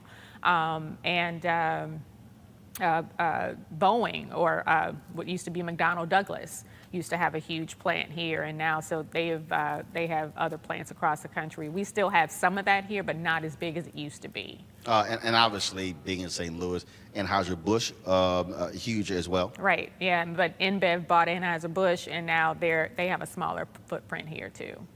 And so, in trying to make the connection to folks here to say a greater future, what has that conversation been like? What has it been like in talking to black voters and white voters who may say, okay, no, we have two different agendas here? Well, I think the number one agenda for both black and white voters has been crime. Crime and public safety and criminal justice reform. We just saw one of the most violent years on record in 2020 here in St. Louis. We had over 260 murders, but also an issue for attacking crime and public safety. It has to be a regional approach, because when you're looking at St. Louis from outside, you don't see that there's a difference between St. Louis City and St. Louis County, and that the elected officials are different there. So we need to provide a united front on making sure that we're attacking our problems as a region, not just as a city, because it doesn't stop at our borders or the Mississippi River, right? Because we're right across the river from Illinois. So how do we engage our partners in East St. Louis and help East St. Louis build up and address poverty all around the region? Well, the thing about what you just laid out, and when my interview with Kim Gardner today, she talked about the size of this city's police department and a massive number of police. And so every time you turn around, people say, oh, if you have this issue with crime, it would just have more cops. But what is the root cause of your crime issues here?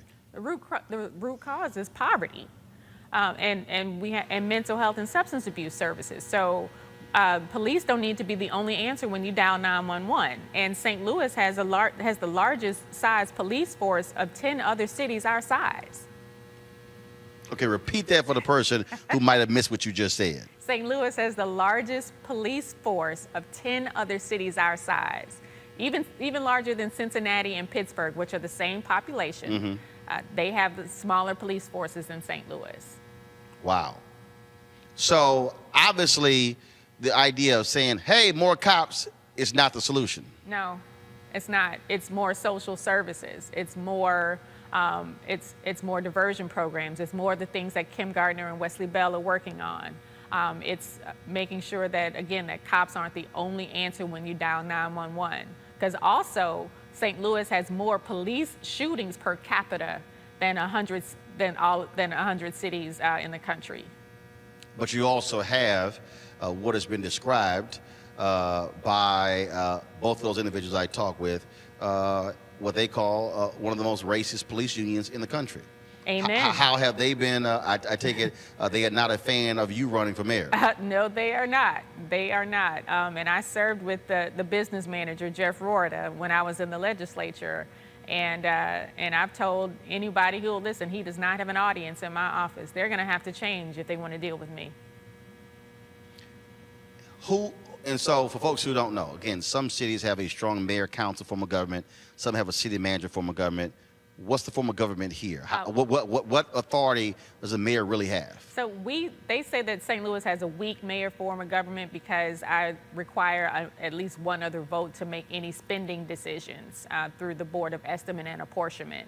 But I submit that a mayor is only as weak as the person in that job, because you can still have a weak mayor form of government, but a strong leader can do good things in that position.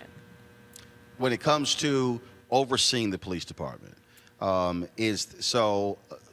is that like? Because what people often talk about, the issue is collective bargaining, those contracts. That a lot of the problems that we have is when the police unions dominate those particular contracts. When is the contract up in this city? And what are you saying to the people that you're going to make changes to the police department to deal with these police shootings? So currently, as I understand it, the collective bargaining agreement is being negotiated as we speak.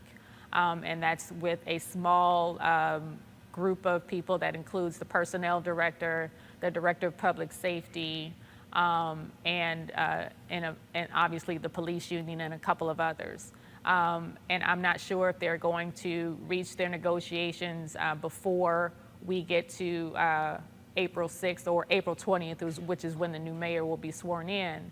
But I know that there are some things that need to change within that agreement, especially related to discipline, which currently keeps us from holding officers accountable. How so? So there are some provisions with it. There are some differences between the policies and procedures in the police department, and there are provisions within the collective bargaining agreement that talk about discipline. And so those pieces need to come out. Because if you're talking about a collective bargaining agreement, you're talking about salaries, hours, things like that. But there's a discipline piece in there. So they, as I understand it, the way that there's like a time period that keeps us from holding cops accountable between like how many days a particular officer has been suspended versus it doesn't match up with the policy that's in the personnel department. And because it's different, there are loopholes, basically. I mean, and look, you just dealt with this. We talk about city having, issues financially, dealing with issues with crime. I mean, the city just settled for $5 million a black police officer who was undercover during the protest. White cops didn't know who he was, viciously beat him, and the city had to pay this black cop. They settled for $5 million. Yes. And what I'm trying to understand is, where are the fiscal conservatives in St. Louis? Are they angry with these police settlements, these police abuse cases? I haven't seen them. I have not seen anybody be angry. There was another case that that also may be settled of a female officer who was killed while they were playing Russian roulette one night with other officers. So that's another pending case, and they tried to cover that up. So if there's any outrage, I haven't seen it. That is, and what's interesting is, look, I cover cases, I cover stories all across the country. And I can tell you, I probably have done, the only other city I would dare say that I probably covered more cases of problematic police officers would be NYPD compared to St. Louis. Wow. I mean, it's like, if something comes up, and it's not one of those cities, because I remember we did the story where they were busting these cops who were using racial epithets and other things in the Facebook group. Significant number of St. Louis police officers. 22. And then you had a battle going on with the police chief as to whether or not those folks should go. Mm-hmm. Yep. That has to be disconcerting if you're a black resident, where you have folks who are unwilling to even get rid of racist cops. Right. Or, the other part of that is our civilian review board. We passed legislation to create a civilian review board or civilian oversight board. And the number of cases that have, none of the cases have been sustained. And it's a tricky way to describe it, because I did talk to the people there. There's a form that's supposed to be filled out when a citizen has a complaint against an officer, and that form is supposed to be shared between Internal Affairs and the Civilian Oversight Board, but only Internal Affairs is only using their form, so they may have thousands of complaints, whereas the Citizen Oversight Board only has like tens. It's like 42 complaints versus internal affairs has thousands or hundreds, because when they say, well, why don't we have more complaints? Well, because the person didn't ask for that form. Okay, so what the hell is the point of a civilian review board then? Exactly. And this civilian review board, who appoints them? They're appointed by the Board of Aldermen and the mayor. But this is a communication issue. I don't fault the Civilian Review Board. I fault the Internal Affairs Division for not using the right form and not being a fair player here, because they know that the form exists, but the burden is on the person making the complaint to request the right form. How do they know? So here's what I don't understand. Why is it the city doesn't simply stipulate, because the city oversees the police department, that this is the form that you give? It's in the ordinance that's the form that's supposed to be used, but. Or how about this here? Okay, so when somebody makes a request, does the name of the person who they reach out to, is that required to be on that form? I don't know. See, again, look, here's the way my mind thinks. If the Internal Affairs is giving people the wrong form, fine. From a city standpoint, require that Internal Affairs person, they have to put their name on the form. So if somebody says, this is the form they gave me, and it says Jim Jones, handed me this form, y'all then can go to Jim Jones and say, why in the hell did you hand the wrong form? Mm-hmm. Exactly. To me, that's how you fix that. I mean, because you have to hold people accountable. I mean, that's the game they're playing right there. Exactly. So how do you have an Internal Affairs, which is supposed to be investigating wrongdoing of police, pretty much saying, nah, we're gonna try to cover up as much as possible? Would you say that probably is the greatest issue that's going to drive this election, this relationship between police and its citizens and accountability? That's one of them, and addressing crime in our community. We have the reputation of being one of the most violent cities in America, and so when people look at coming here or relocating here, companies look at coming here, they're like, no, because they type in St. Louis, and that's the first thing that comes up on a search. So no, I'm not going to want to go there if they're the most violent city in America. So how do we push back on that narrative? How do we take care of our people? How do we change that narrative to make people want to come here? But we have to take care of our people first. And how are you proposing to change that narrative? Because the reality is that has been built up over a long period of time. It has been. So because it's been built up over time, it's not going to change overnight. But I think a strong mayor with strong leadership skills who's going to be a strong champion for this region and for this city is what's going to change that narrative. We talked earlier, you talked about having 2 flagship universities here. And St. Louis University, Harris Stowe. When it comes to addressing these problematic issues here, how are you incorporating them into this? How are you having them as stakeholders at the table to address what's going on? See, I don't think they've ever been asked to be at the table. So we have to bring them to the table. We have to bring everybody to the table, because it's not just the problem of city government. It's not just the problem of the churches. It's not just the problem of the schools. We have to bring everybody to the table to see how we're going to put our collective heads together to put a path forward for our region. We've done at least 7 or 8 different reports all saying the same thing, that people need more jobs and opportunity and workforce development and training, and we need to invest in North St. Louis. We need to address our school system. Our school system's fragmented, all of the things, right? And nobody's ever taken the reports and actually done something with them. So how do we take all of these reports, and of course, race is at the center of all of them. It talks about the systemic racism that's inherent in this region. So we need to take all of those reports, put them together in a strategic plan, and start addressing these issues. But everybody has to be at the table in order to do it. Actually, I think probably what you ought to do is, if you running, what you should do is, you should have a bonfire. You should take every single one of those reports and burn them all. Right. Because here's the whole deal. If I don't care what it is, I don't care if it's a business, I don't care if it's a neighborhood, I don't care if it's dealing with the city.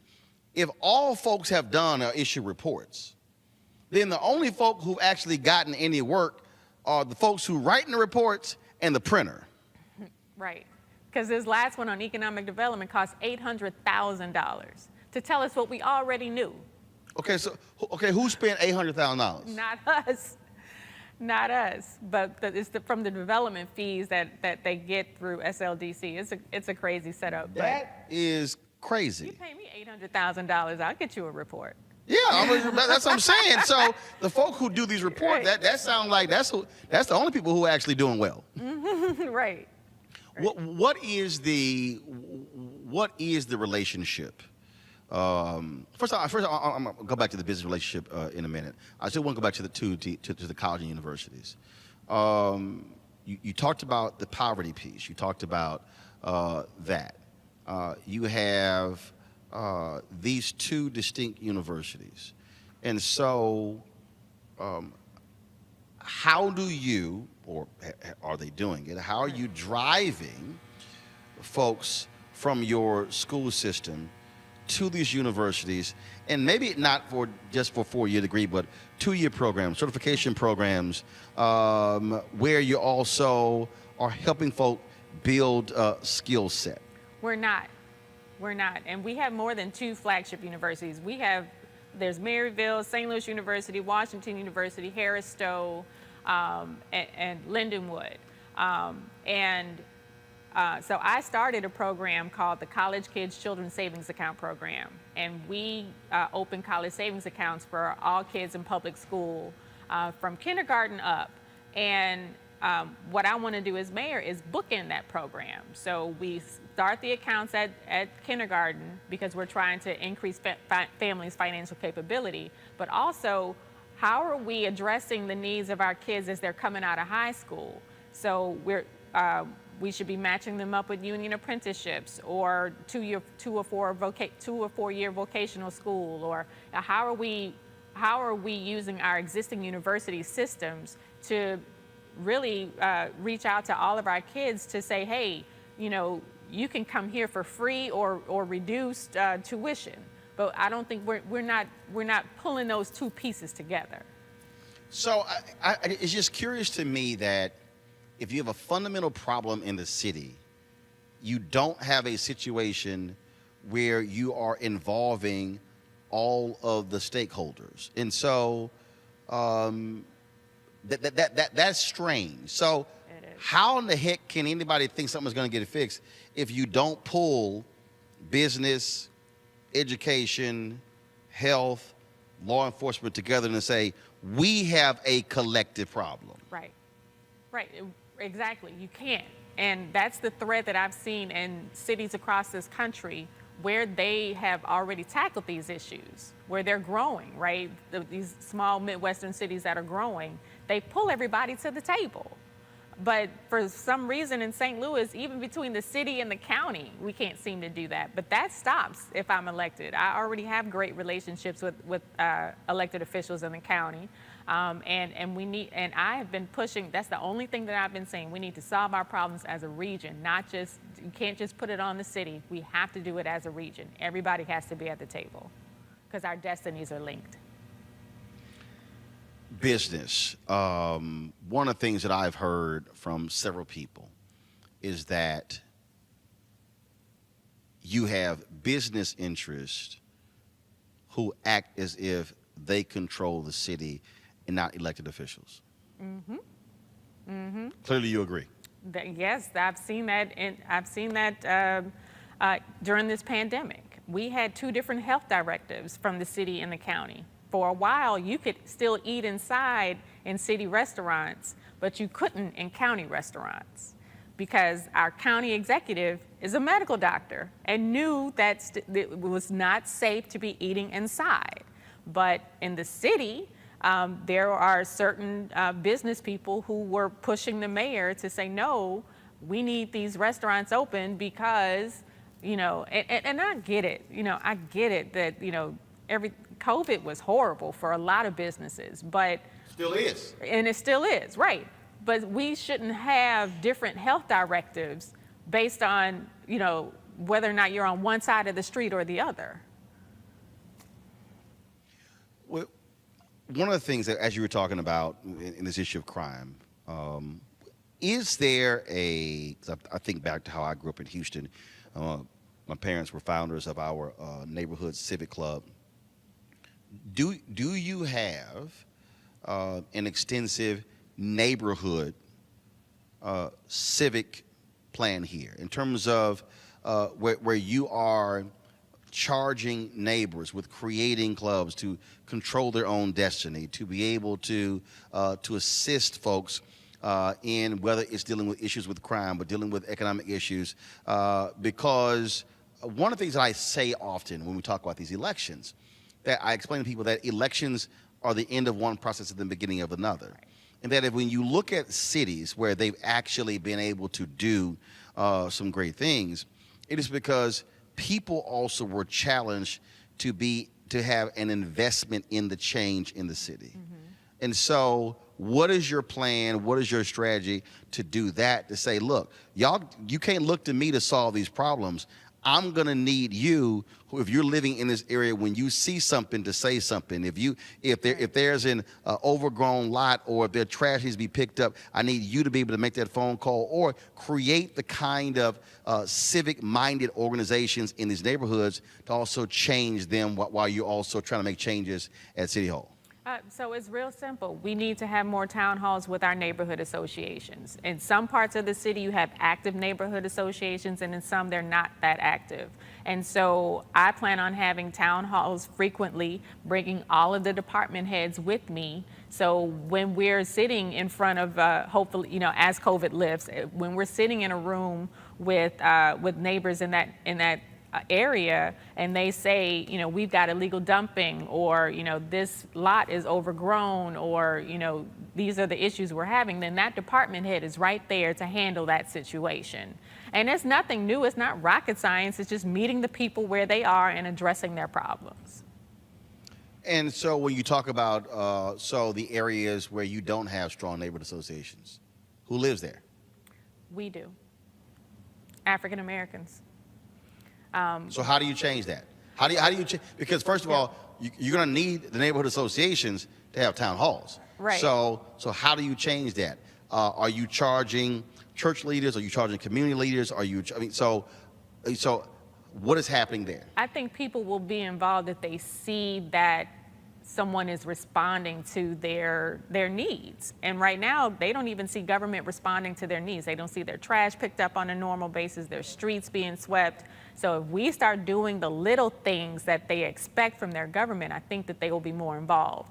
Also, I think that we need to, we have a really high percentage of renters in the city. And so how do we change those renters into homeowners? And that way, that also engages people in neighborhood associations. Now, do you have a high percentage of renters versus homeowners because you have low availability of houses to purchase? Is that because of the home foreclosure crisis, where basically large hedge funds went in and bought up allotments? We saw this really happen in Arizona, a lot of different places, where they bought up with the banks allotments of 20, 25,000 homes, and they don't want folks to be homeowners because they're making more money of folks being renters. It's a combination of that, and also a combination of redlining. And there's the racism again. There are homes just probably in this neighborhood where we're in now that if you purchase it, it won't appraise out because there are no comps, because there's been no lending in the neighborhood. So it's a self-fulfilling prophecy. If there's no lending, there's no comps. If there's no comps, then it won't appraise out. So how do we push back on financial institutions to lend more in Black neighborhoods? Because right now they don't. And I see the reports every year. I call these banks and credit unions to my table, and say, what are you doing? You need to do more. Okay, so I answer this. Since you've been operating as a treasurer, are the banks that are practicing redlining, is the city's money in those banks? Some of it, yes. Some of it, yes. We have about 13 banks that we do business with, and I push back. We have to continue to push. Who has the power to pull the money out of their banks? The treasurer. I mean, that was one of the things that Maynard Jackson did. One of the things that Maynard Jackson did when he said there were no blacks on boards of directors. He called the banks in. He said, look, y'all need to find some African Americans on your board of directors. And they said, well, there are none. We can't find any. And then he said, no, they exist. And they said, well, we're not going to place any. He then called the city treasurer in and say, pull the city money out of their banks. Right. Then all of a sudden, oh, wait, hold on, wait a minute. What? Because, look, at the end of the day, and every discussion I have, I don't care what it is, every discussion comes back to money. This is America. If you're not talking about the money, you're actually not talking about anything of substance. Right. And that really that really is it. Dealing with the money aspect and challenging folks in that way. Same thing when you talk about growing black businesses. I go back to Maynard Jackson again for Atlanta, and I tell people all the time, I think, forget him being black mayor, I said probably one of top five all-time best politicians in America ever, because he understood how to use the power of the political office to change the economic conditions. Exactly. And so have you spent time studying him and others to say, if I am able to be elected, this is how I'm going to lead and operate? Yes, absolutely. My father, who was comptroller of the city of St. Louis, was a protege of Maynard's. And one of the things that he's told me that Maynard said all the time is that I didn't have set-aside programs. I just set it aside. Yeah. and that's what I mean about intentionality, right? Just like disinvestment is intentional, investment is intentional. And so we need to make intentional decisions to say that we're not going to give you tax dollars, our tax dollars for investing in neighborhoods that don't need another tax dollar. But we can give it to you over here where this neighborhood needs investment, and you're going to work with this community to make sure that investment happens with them and not to them. See, I think one of the things that, looking at how to use the power, you look at how do you grow black businesses. Again, something else that Jackson did, said, look, the city pays 180 days. These black businesses cannot float their companies that long. Said, fine. You know that they are city approved and they're getting city contracts, requiring any bank the city puts money in to provide credit lines to businesses that have city contracts. Right. He said, you know we're gonna pay them, so the money's gonna come in. And so that's one of the ways to help those businesses grow by pairing. If you are able to get a city contract, you can be able to get a credit line from a bank that we're putting money in. So essentially, you're recirculating taxpayer dollars. Yeah, absolutely. And that's one of the practices I have now in the treasurer's office. If we have responses to RFPs and it doesn't include black businesses, I keep it open until there are black businesses that come to the table. And I am catching hell right now for giving a multi-million-dollar contract to a black woman-owned business who can do the work. Right. She did her bid. She won it outright on her own. But because she was also a campaign donor like everybody else, then all of a sudden there's an issue.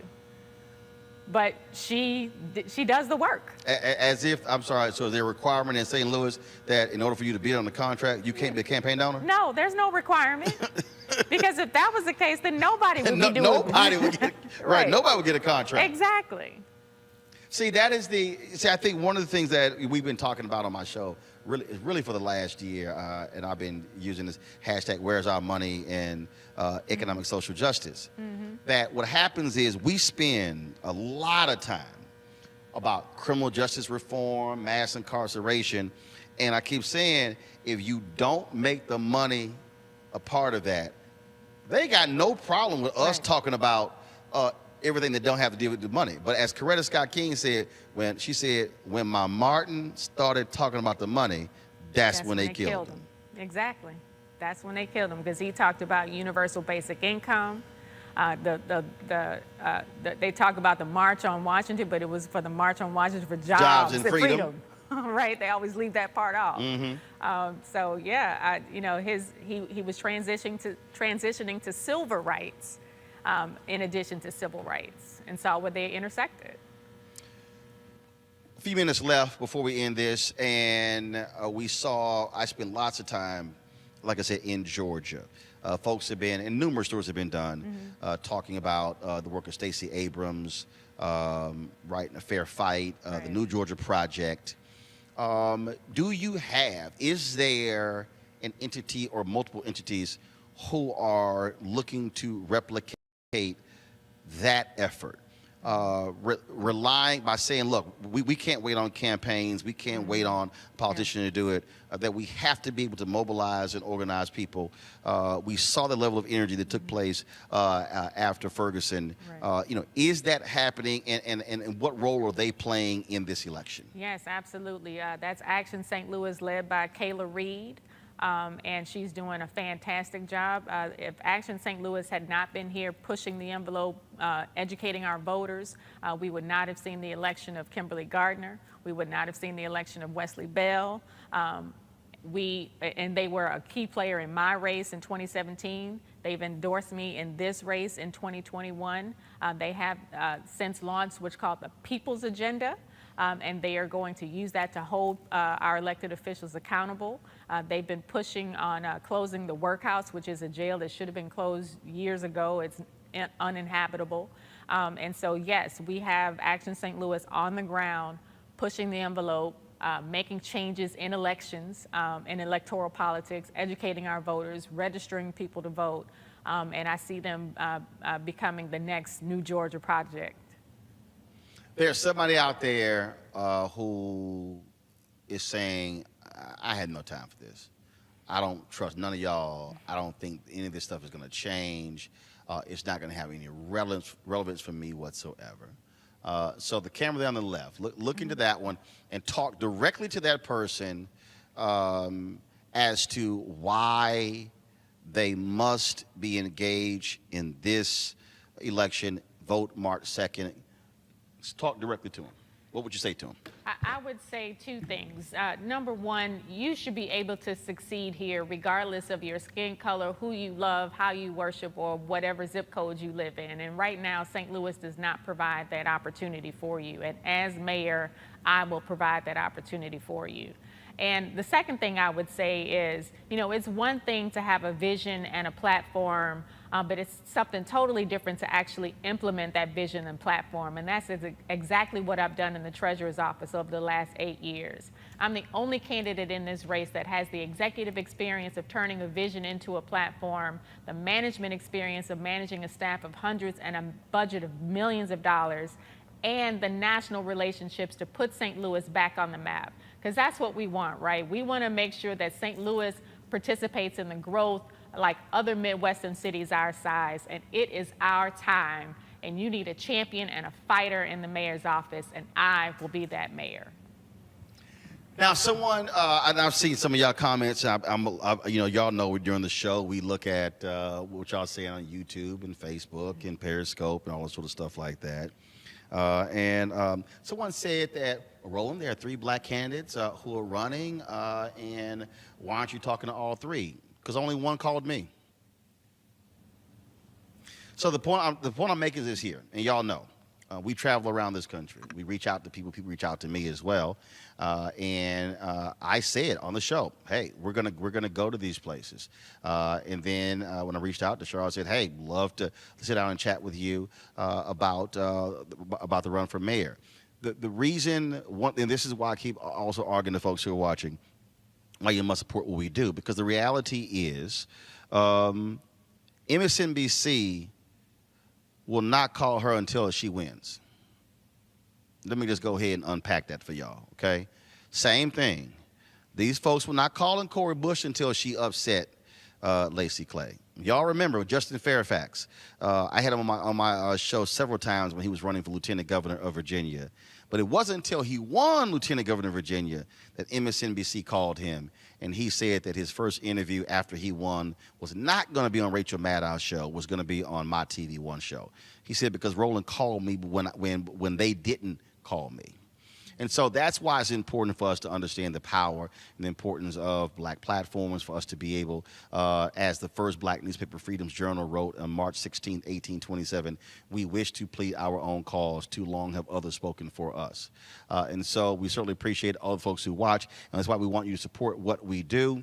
And you can do so, of course, by going to our Cash App, $RM Unfiltered, paypal.me/R Martin Unfiltered, venmo.com/RM Unfiltered.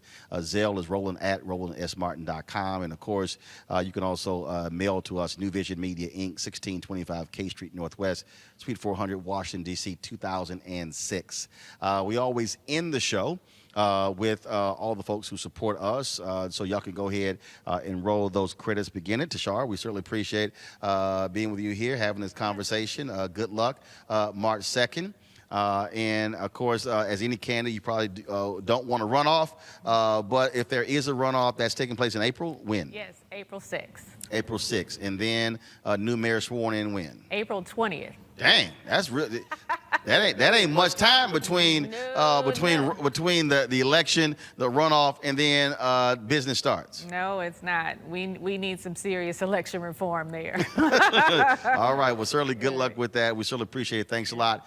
Thank all of you. I'll be back in the studio on Monday. Don't forget, next week, though, we're on the road. We're going to be in Atlanta on Tuesday. Then, of course, we'll be broadcasting live from Tuskegee, Alabama. I'll be interviewing Fred Gray, 90-year-old Fred Gray, civil rights veteran, on Wednesday in Tuskegee. And then we'll be in Jacksonville, Florida on Thursday. We certainly appreciate it. Thanks a bunch. Y'all take care. Holla!